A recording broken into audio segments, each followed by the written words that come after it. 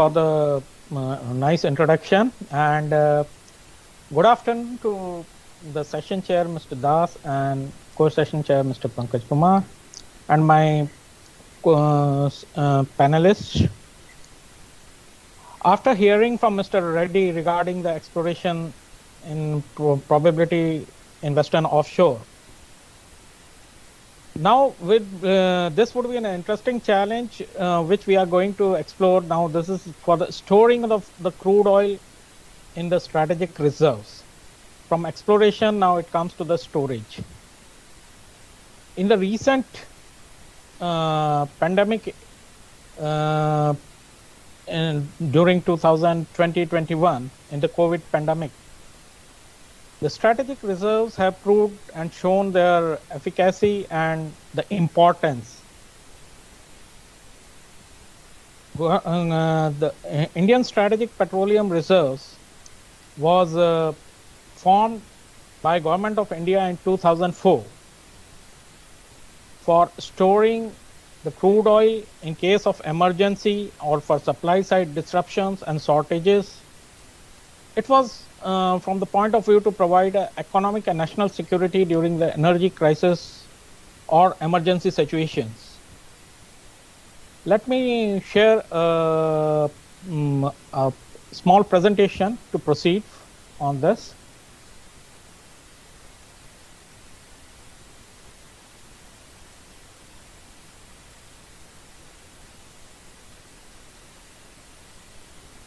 Is the presentation visible to all of you? Mitra, can you confirm? Yeah, we can see the presentation. Right. Thank you. So, this is one of the PM's 4 pillars for energy vision, also for energy security, energy access, energy efficiency, and energy sustainability. So, the strategic reserves come into the point from the view of energy security to the nation. The evolution of SPR concept. Why did this come into the picture and why it has evolved? So the concept was started in 1973 during the Arab-Israel war. There was an embargo, everyone knows about that, on US and other supporters of Israel by the Organization of Arab Petroleum Exporting Countries. And this was followed by production cut, and that created a global shortage and global price hike. Then there was a second oil shock in 1979. So in response to this oil embargo, the US Congress then decided to create a SPR of up to 1 billion barrels. And similarly, on tune of that, other countries followed. An International Energy Agency was set up, which has a 90-day baseline to counter any such emergencies.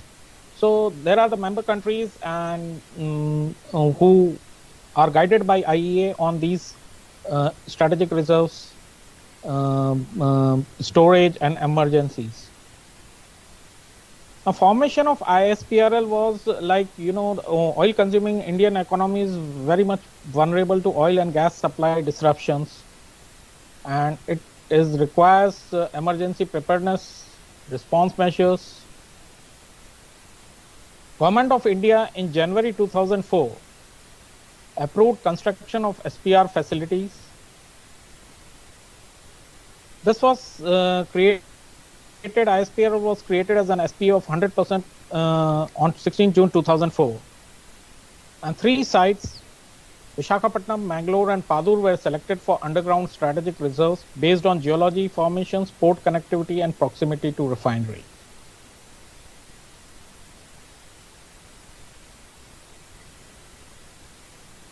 ISPRL then created history by successfully creating underground marvels in the country at Visakhapatnam, Mangalore and Padur.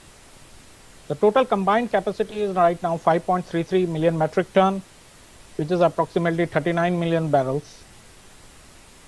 This was the first time that underground storage was created for storage of crude oil.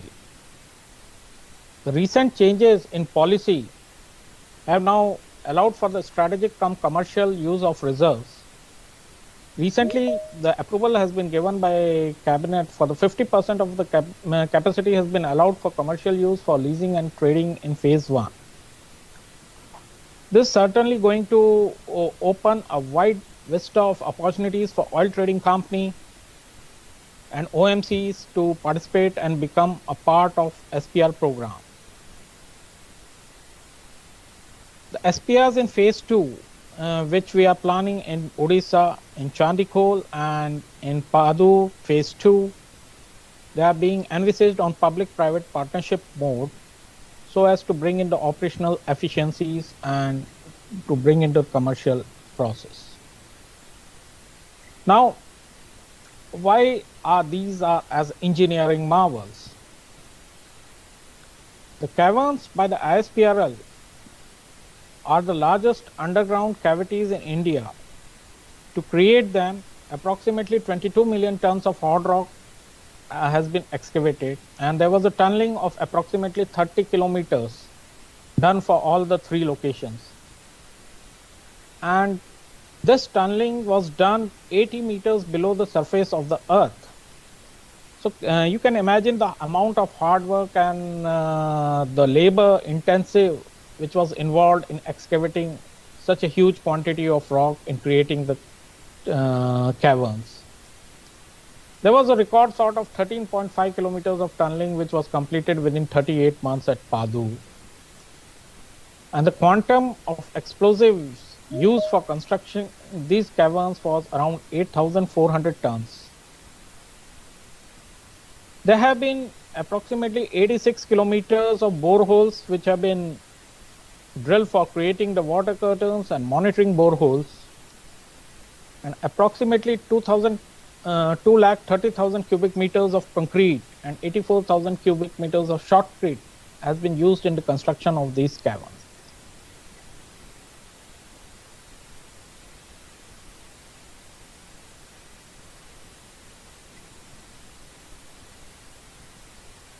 This slide gives you a overall view of the days, covers and cost and the location. So you can see the total coverage in the phase 1 which we have is around for which covers for 9.5 days of the requirement of the nation, which is approximately 5.33 million metric ton, and the total cost of construction of all the 3 locations facilities is approximately 4,098 crores.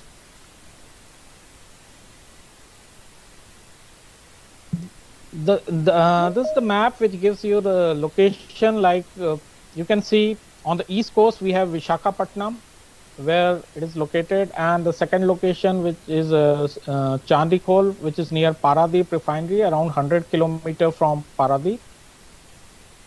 On the west coast we have Mangalore, which is connected through pipeline with MRPL, and Padur phase 1, which is 36 around 60 kilometers away from Mangalore, and then the phase 2 is again coming at Padur 2. So the western coast, the SPRs on west coast use the SPMs which are associated with the MRPL, while on the east coast it is with the HPCL which is being used in Visakhapatnam. For phase 2 we are planning our independent SPMs for both the locations of Padur and Chandikhol, which will give head-on for the commercialization. Now, what are the advantages of these underground storages? Basically, these are used as buffer or strategic storage alternative, and these are safe from sabotage and natural calamity, etc. Since they are at a depth of around 80 meters below the surface of Earth, any attack on the top side of the facilities or any bombardment, etc., doesn't harm these storages. They are totally insulated and isolated. They are environmental friendly because the amount of space, top space surface requirement is minimal as compared to if we bring the construct the above ground storage tanks of steel for storing the similar quantity of crude oil. There's no risk of leakage. I'll explain how the unlined rock caverns are working on this. And basically, they are also covered with inert gas. A blanket of inert gas nitrogen is there inside the caverns, which prevent any uh, formation of any ignition source, etc. Minimal maintenance is required by capital investment. It is cheaper than the above ground construction tanks.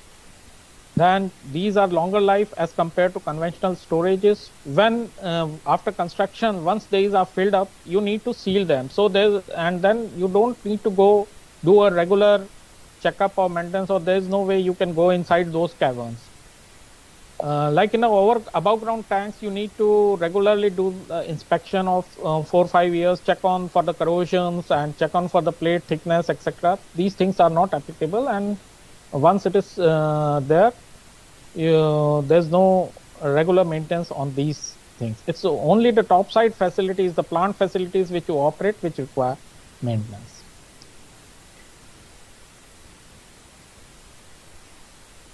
This slide gives you what are the storage alternatives for the rock caverns. So the one are the underground rock caverns, which are unlined. The second is solution mine underground salt caverns. These are basically there in US, where the salt, the soil has the salt geology, and there has been built. Whereas in India, it is the hard rock, which is there in the geology, and basically it's the rocks which have been drilled and created for creating the cavity. The third one is in-ground concrete tanks, which you create over here in the facility for storage, and the conventional storage oil tanks, which are usually. If we see the comparison of comparative analysis of security, safety, capex, and opex comparison on this, we can see the salt caverns are the excellent on all the 4 parameters, while as rock caverns are slightly more in capex compared to the salt caverns. But compared to the in-ground tanks and the conventional tanks, it has got an excellent thing.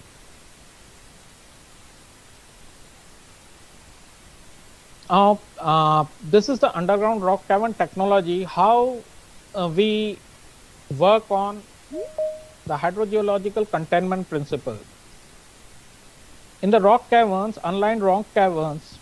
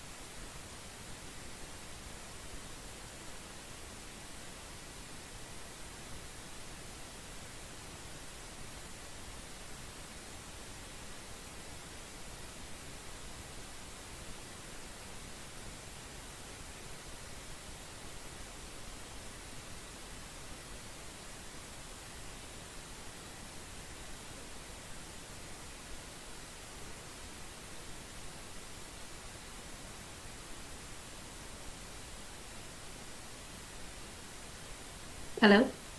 Hello. Can you hear me, sir? Yeah, now I can hear you. Can you hear me? Yes, sir. I can hear you. Okay. I think it got broken. Yes. Uh, So I'll please no. carry on. Yeah. Just a minute. Uh,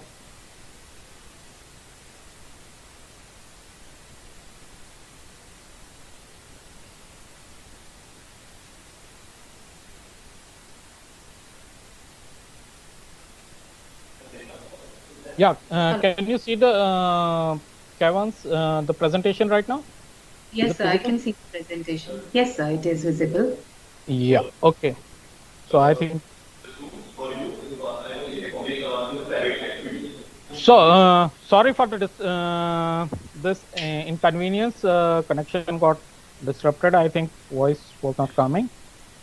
So what I was explaining was regarding the hydrogeological principle on which how the containment is done. As you can see,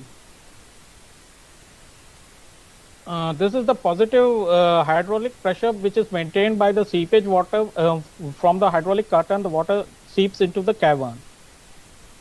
The vapors are thereby contained within the caverns itself by this water, positive water which is seeping into the caverns. This way, it is ensured that no loss of hydrocarbon is there within the caverns. Now, the rock cavern dimensions, the caverns of the dimensions are around 30 meter in height and 20 meter in width. So you can imagine the construction of caverns, which is almost 80 meters below the surface with a 30-meter height, which is almost equivalent to 10-story building, and width of 20 meters. If we compare this to the metro tunnels, which are being created for the metro using the tunnel boring machines, which is mostly of 5-meter width. So in this case, we create the caverns using a benching method. So we gradually create a bench 1, bench 2, do the top heading, then bench 3. So various stages, the caverns are created. The mode of excavation is like drill and blast is followed by muck removal. So what basically you can see in this are drilling jumbos which are inserting the with which we insert the explosives in the rock formations, and these are then done through a program blasting. By doing this blasting in various stages, this bench caverns are created. Because it's of such a huge dimension, it cannot be created in a one particular groove. So you need to have a very precise blasting, program blasting for creating it. So during this, there are a lot of challenges, like you would encounter rock, sometimes rock movement. Then you need to strengthen the rocks, which is done by rock support and bolts and shotcrete. And there would be water gushing into the caverns during the construction period, and that has to be pumped out. So these are the challenges, plus air ventilation, etc., which is required to be provided, and which is a very labor-intensive job over here. This is one of the schematics of the Mangalore storage. You can see this is a 3D schematic of the cavern, which shows the two caverns, which each of them is 0.75 MMT capacity. So we have total in Mangalore 1.5 MMT capacity. The blue lines which you can see here, these are the water then for the seeping into the caverns. The gray ones which you see over here along, these are the main tunnels in which the crude oil is stored. As you can see here, it is almost 913 meter long, which is already, you can imagine a 1 kilometer long tunnel on each side. The yellow one which you see is the access tunnel. This is the first step when you do a construction of a cavern, you need to create an access tunnel through which the material and logistics, your drilling equipment, your jumbo equipments, the lifting equipments all travel through, are required to go inside and bring out the rock debris for this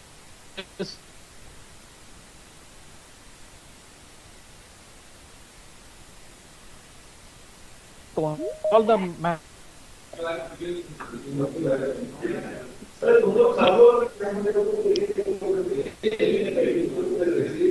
So we can't hear you again. There seems to be a problem. Hello. Yes, sir. Can you Yes. hear me? Yes, sir. Yeah. Okay.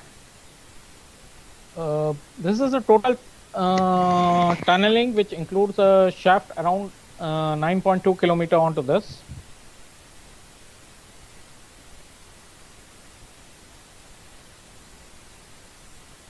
This is the schematic of the Padur storage, the location which is there on the Padur site, and this has got 4 caverns. You can see the 4 galleries, each of 0.625 MMT capacity, and the total capacity is 2.5. So in this, you can see the size.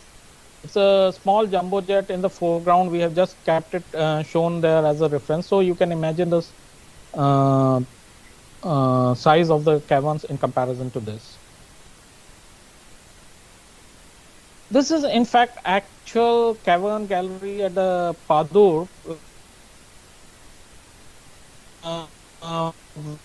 The dimensions which I had shown earlier. So this gives you idea of how it looks while during construction. You can see this is the unlined rock site, and there's no cementing etc. done on this. And on the bottom you can see the persons who are moving out and the side. So this whole compartment is presently now filled with the crude oil. This is a 2-boom drilling jumbo, which you can, which was used, one of the pictures, which is used during the construction of caverns for putting on that explosives. One of the challenges which I mentioned earlier, water seepage in underground works, which is experienced during this. So we need to block them and take out the water, and it's a huge challenge during the construction period. This is a ventilation shaft which you can see for this is the access tunnel in which a portal through which these are the for the air supply circulation. These huge pipes which you see, air ducts, they go right deep inside the caverns during the construction period, are required very much for the persons who are working in the during the construction period. One of the interesting trivia which I would like to share is the total quantum of rock debris which was generated. If it is stacked to a height of 10 feet, it can fill 430 football grounds. And if it is used for construction of 4-lane road, the material generated would be adequate to construct a road from Bombay to Delhi. This is you can see the huge mountain of rock which is actually right now there at the site, which has been excavated during the project. And the explosives which were used, the quantum, it would require approximately 6 goods train of 25 wagons each to transport these. So this is the kind of huge mammoth excavations done for creating these caverns. Now moving on to phase 2. Recently we have got approval for phase 2 construction, which is for around a capacity of 6.5 MMT, and this is going to cater for 12 days of consumption. The capacity is around 4 million metric ton, and the estimated cost is around 8,800 crore for Chandikhol. And in Padur, it is going to be another 2.5 MMT, which is for around 18.4 million barrels, and estimated cost is around 5,800 crores. Both will be having dedicated SPMs. We can the phase 2, which is predominantly would be going envisaged on PPP mode, would be a commercial cum strategic, and we would be soon going to invite investors for the participation onto this. As you can see, the current crude price, which is right now around $80+, have triggered has triggered that how important the SPRs are. When we filled up this caverns during the last year's when the prices were down, it was almost $19 to $20 a barrel, and we could almost completely fill these underground caverns at the least price which was available during that period. It was a tough challenge though during that period when everything was under lockdown, and to have shipping tie-ups and vessels and logistics. But despite all that challenges, ISPR could fill and government could release funds during that period. Now what has happened within a year, as you can see, the prices have increased 4 times, and now this is really helping us, the government, in releasing some of the crude oil to refineries in Mangalore and Vizag SPR. And this has given a certain level of comfort in this context, and almost